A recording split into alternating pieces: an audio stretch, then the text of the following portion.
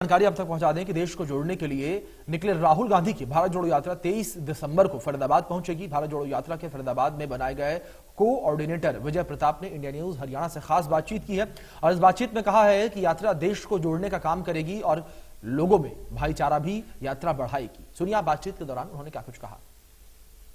देश को जोड़ने के लिए राहुल गांधी भारत जोड़ो यात्रा पर निकले हैं और यात्रा पूरे देश भर में होकर फरीदाबाद भी पहुंचेगी। फरीदाबाद में वरिष्ठ नेता विजय प्रताप को इस यात्रा का कोऑर्डिनेटर बनाया गया है। किस तरह की तैयारी है, चूंकि 23 तारीख को राहुल गांधी फरीदाबाद में एंट्री करेंगे, उनसे जान लेते हैं। हमारे साथ में विजय प्रताप जी है। सर, किस तरह की तैयारी है राहुल गांधी की यात्रा को लेकर?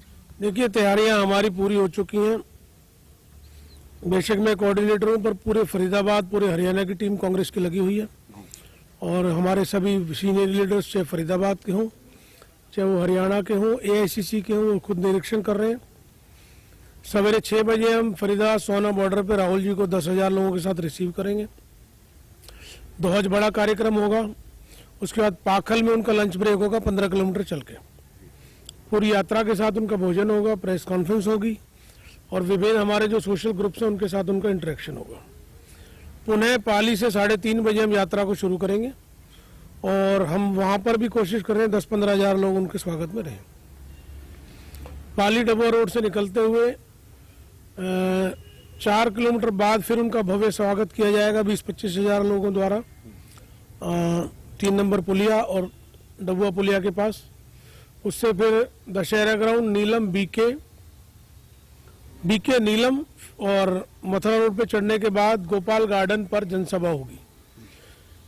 इस दौरान तकरीबन 100 से ज्यादा जगह इनके स्वागत है, विभिन्न ग्रुप्स द्वारा, पॉलिटिकल लोगों द्वारा, सोशल लोगों द्वारा, और बीच में एक टी ब्रेक भी होगा रोज गार्डन पर। तो पूरी तैयारी हमारी मुकम्मल है और लोगों में बहुत जोश है। मैं समझता हूँ फरीदाबाद अपने आप में, क्योंकि पंडित जवाहरलाल नेहरू जी द्वारा बसाया हुआ शहर है, यहाँ की विचारधारा भी सद्भावना वाली और ये यात्रा भी सद्भावना के लिए ही निकाली जा रही है।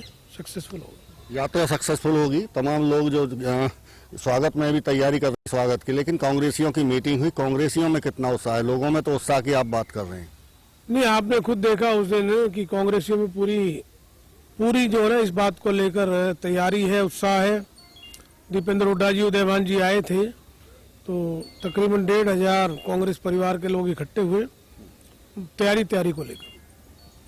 उसके बाद हमने कोऑर्डिनेशन की मीटिंग रखी, वहां भी पूरे जोश से लोग आए और सभी लोग मेरे टच में हैं। सबके साथ मैं कोऑर्डिनेट कर रहा हूं, समन्वय बना रहा हूं। तो मैं समझ रहा हूं कोई भी फरीदाबाद का ऐसा ग्रुप या पॉलिटिकल लोग ऐसे कांग्रेस के नहीं है जो मेरे से टच में नहीं है, जो जगह और समय नहीं मांग रहे। सवाल विजय प्रताप जी ये भी है, चूंकि आपकी भारत जोड़ो यात्रा को लेकर बीजेपी कई बार सवाल उठाती है, कहती है कि पहले कांग्रेस अपने आप को जोड़ ले, उसके बाद में भारत जोड़ने की बात करें। और भारत जोड़ने के साथ साथ में चूंकि जिक्र आपने जवाहरलाल नेहरू का किया कि जवाहरलाल नेहरू की यादें इस फरीदाबाद से जुड़ी हुई हैं, लेकिन चाइना को लेकर जिस तरह से अब जिक्र सामने आया, उसको लेकर भी बीजेपी हमलावर है। देखिए, भाजपा पहले अपने गिरेबान में जाके उसने अपने जो मेन जिन्होंने बीजेपी बनाई, चाहे लाल कृष्ण आडवाणी जी हों, मुरली मनोहर जोशी जी हों और तमाम इनके बड़े लीडर्स हैं, उनके साथ इतना दुर्व्यवहार किया है मोदी जी और इनके लोगों ने, वो कह भी नहीं सकते। ये हाल कांग्रेस में नहीं है। हमारे नेता बहुत रेस्पेक्ट करते हैं बड़े लीडर्स का। ये हाल बीजेपी में है, हमें सीखना दे। दूसरी बात, 70 साल में कांग्रेस का शासन 50-52 साल रहा और जब देश आजाद हुआ था तो कांग्रेस का ही नेतृत्व था। उस समय सुई भी नहीं बनती थी, हमारे पास 5 एयरक्राफ्ट थे, कुछ भी नहीं बनता था देश में। और कांग्रेस के शासन के बाद हिंदुस्तान दुनिया के 10 शीर्ष देशों में शामिल हुआ, दुनिया के 5 शीर्ष सैनिक शक्तियों में हम शामिल हुए, 5 बड़ी इकोनॉमीज में हमें एक है, जो कांग्रेस के समय में हुआ है। लेकिन बीजेपी ने क्या किया है? फूट डालो राज करो, भाई को भाई से, क्षेत्र को जाति से लड़ाया है। इसीलिए राहुल गांधी जी के दिमाग में आया भाई सद्भावना के लिए एक यात्रा तैयार की जानी चाहिए और वो सद्भावना के लिए काम कर रहे हैं। भाजपा मुद्दों से भ्रमित कर रही है, कांग्रेस भाईचारे को जोड़ रही है। लेकिन सर, आप भी तो इतिहास ही बता रहे हैं, कांग्रेस का भविष्य क्या है फिर? भविष्य क्यों नहीं है? कांग्रेस में तमाम लीडर्स हैं और भाजपा से ज्यादा बेहतर लीडर कांग्रेस के अंदर है। ये तो समय की बात है कि लोगों को मोदी जी ने भ्रमित कर दिया। मोदी जी में लोगों ने विश्वास दिखाया, लेकिन इन्होंने झूठे वायदे किए, चाहे वो 15 लाख के हो, चाहे 2 करोड़ रोजगार के हों।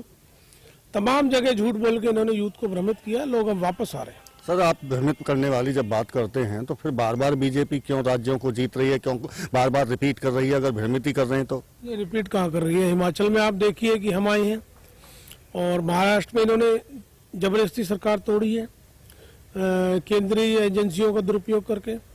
यही काम इन्होंने कर्नाटक में किया, यही काम इन्होंने मध्य प्रदेश में किया। ये आ थोड़ी रहे हैं, गोवा में यही काम किया इन्होंने, मणिपुर में यही काम किया था पहले। ये तो जबरदस्ती सत्ता का दुरुपयोग कर रहे हैं, ऐसा नहीं है, लेकिन आने वाला समय आपको बता देगा। सत्ता का दुरुपयोग का आप आरोप बीजेपी पर लगा रहे हैं, लेकिन दोबारा मैं भारत जोड़ो यात्रा पर आता हूं कि ऐसा कहा जा रहा है, माना जा रहा है कि सबसे ज्यादा जो अगर पैदल दूरी तय करेंगे वो फरीदाबाद में राहुल गांधी दूरी तय करेंगे। कितनी दूरी है वो?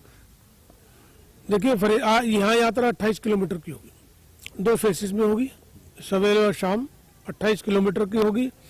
और इस दौरान लाखों लोग यहाँ जुड़ेंगे, और इस बात का कि गवाह आप मीडिया वाले और सभी लोग रहेंगे। मुझे बड़ी खुशी है इस बात की कि ये यात्रा फरीदाबाद में आई।